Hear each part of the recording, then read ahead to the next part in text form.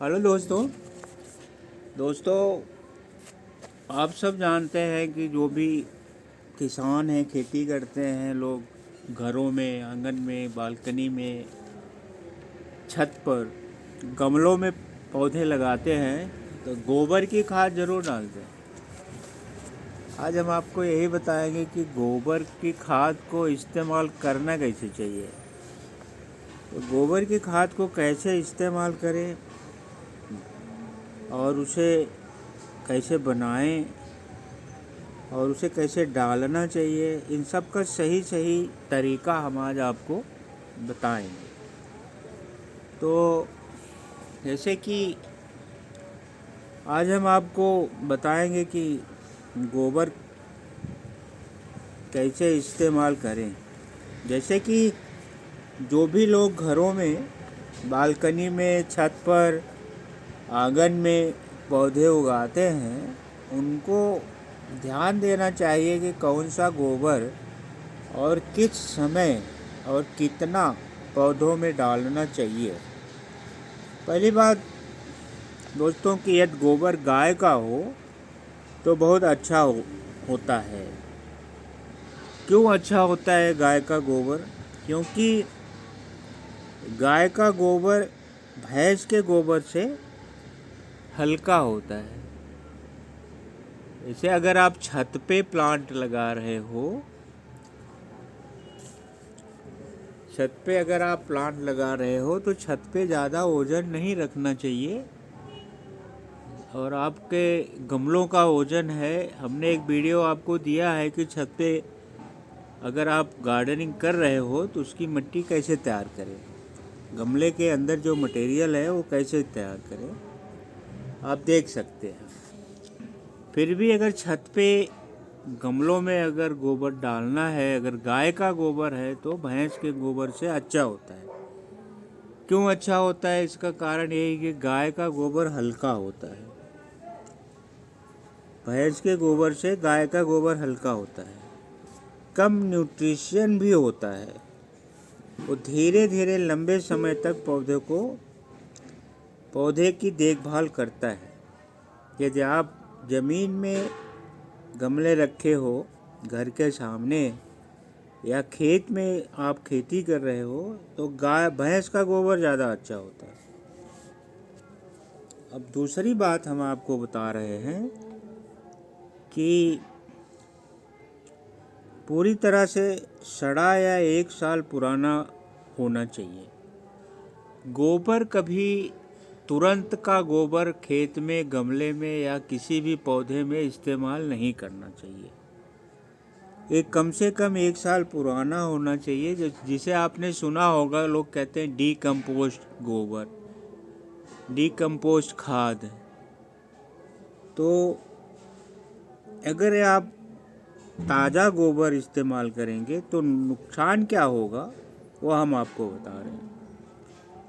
यदि कोई गोबर में बहुत प्रकार के बीज होते हैं, ये गाय भैंस जो भी चारा खाती हैं, बहुत सारे उसमें घास का बीज, कोई अनाज, पशु आहार का बीज, कुछ भी बीज सेम का सेम गोबर में निकल आता है।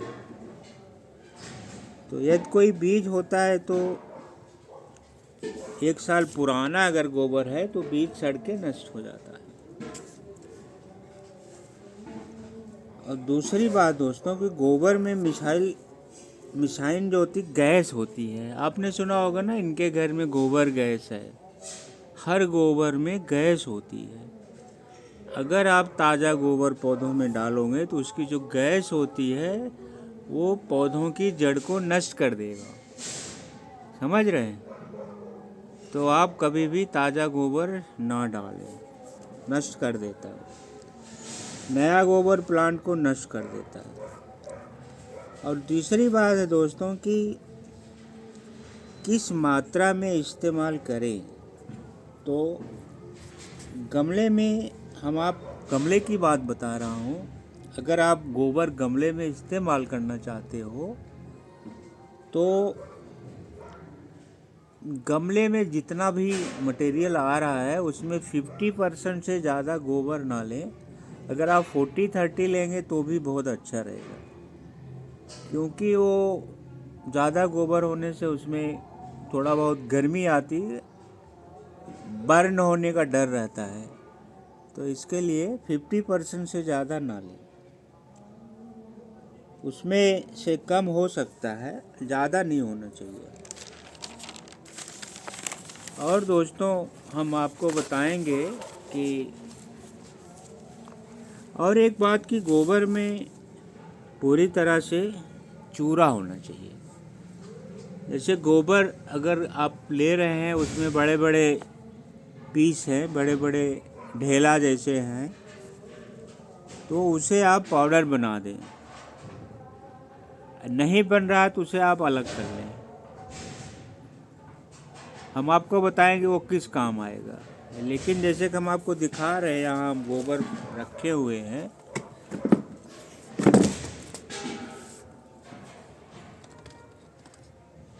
तो जैसे आप देख रहे हैं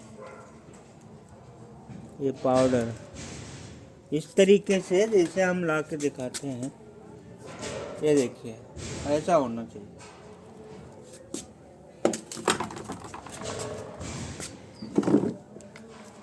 और दूसरी बात दोस्तों कि जो लोग उपली बनाते हैं, उपली जो बनती है सूख जाती है, फिर उसे रखा रहता है। अगर आप उपली को भिगो के उसका खाद बनाएंगे तो और अच्छा रहता है। तो और एक चीज़ दोस्तों कि गोबर कब इस्तेमाल करना चाहिए। सबसे अच्छा कब होता है प्लांट में गोबर डालना। तो प्लांट के समय में, प्लांटिंग के समय में, जब आप गमले की मिट्टी तैयार करते होते हैं, उस समय अगर आप गोबर का इस्तेमाल करेंगे तो वो 100% कारगर होता है, क्योंकि वो पूरी मिट्टी में नीचे से लेके ऊपर तक आप 50% रहता है। और यदि प्लांट लगा हो, सबसे अच्छा यही होता है कि जब आप उसे प्लांटिंग के समय ही मिला दें। यदि आप नहीं मिला पाए हो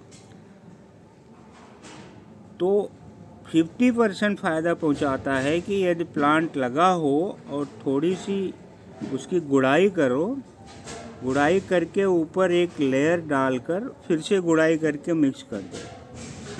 लेकिन दोस्तों वो पूरी मिट्टी में नहीं मिलता है, वो ऊपर ही रहता है, पानी के साथ धीरे धीरे उसका अर्क जाता है। तो अच्छा होता है गोबर को इस्तेमाल करना तभी जब वो आप प्लांटिंग करते। और एक फ़ायदा होता है दोस्तों कि गर्मी का समय, जैसे कि मैंने कहा कि अगर कोई टुकड़े हैं जो नहीं टूट रहे हैं, ज़्यादा कड़क हो गए हैं, आप उसको रखिए। और जब धूप आती है, अप्रैल मई जून का महीना होता है, तो छत पे लगे पौधों को मल्चिंग करना पड़ता है, क्योंकि आप सुबह पानी, रात को पानी डालते हैं, सुबह दोपहर तक पानी ख़त्म हो जाता है और पौधा सूखने लगता है। तो अगर आप गोबर के टुकड़े से उसे मल्चिंग कर देंगे तो उसके डबल फ़ायदे हो जाते हैं। एक तो फ़ायदा होता है कि वो मॉइस्चर बनाए रखता है। दूसरा फ़ायदा होता है कि जब आप पानी डालेंगे तो वो गोबर से होके पानी प्लांट में जाएगा, तो थोड़ा थोड़ा गोबर के अंदर का जो न्यूट्रिशन होता है वो पौधे में जाता रहता है, तो ये डबल काम करता है। तो वो जो टुकड़े हों उसे कभी फेंकना मत। जब भी आप पानी डालेंगे तब वो, जैसे कि अभी हम आपको बताते हैं कि अभी हम कुछ प्लांट करने वाले हैं। देख रहे हैं तैयारी हो रही है, दिख रहा है आपको यहाँ पे। अभी ये नींबू है, ये हमारा अदरक है, देखिए ये सेब का पेड़।